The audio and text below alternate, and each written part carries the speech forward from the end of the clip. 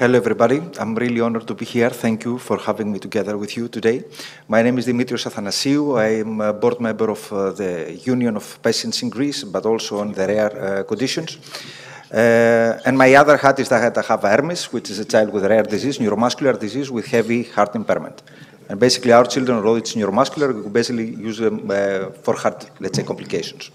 Having said that, I passed the last 6 years in the pediatric committee of EMA, regulating pediatric drugs and not equipment or medical devices, which is very interesting.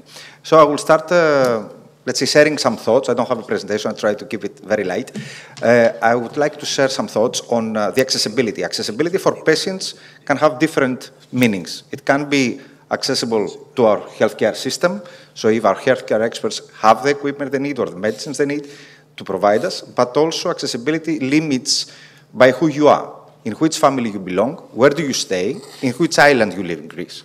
So it's not a straightforward line. We saw also in the new regulation in Europe that the medical devices are not as straightforward. Even the medicines are not straightforward, especially when we're talking ATMPs. But also medical devices, we need more work on how we regulate them. If we look at it in a national level, but also in the European level, what is the usual problem is the data. So how, and I see our next speaker, how, let's say, the regulatory authorities in a national level can evaluate the cost-benefit of this device. Risk-benefit also is a part of it, but also cost-benefit. What we're missing is data, real-world evidence. So if I have a medical device, do I live longer? Do I have a better quality of life? How it affects the rest of my life, and how can I measure it in euros in this specific case? I think we are pretty far from this, and this is affecting our tight budgets. Unfortunately, I saw that the ministry was not represented today, but this is a continuous discussion that we have.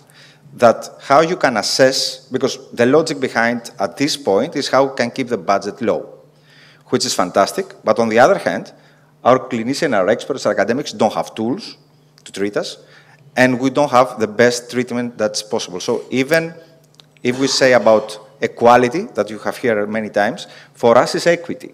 Because it doesn't matter if it is my boy who's going to take this valve, or if it's another boy living in Alexopoulos that we had the last conference in a POMAC area, if it's going to have the same equipment, the same treatment.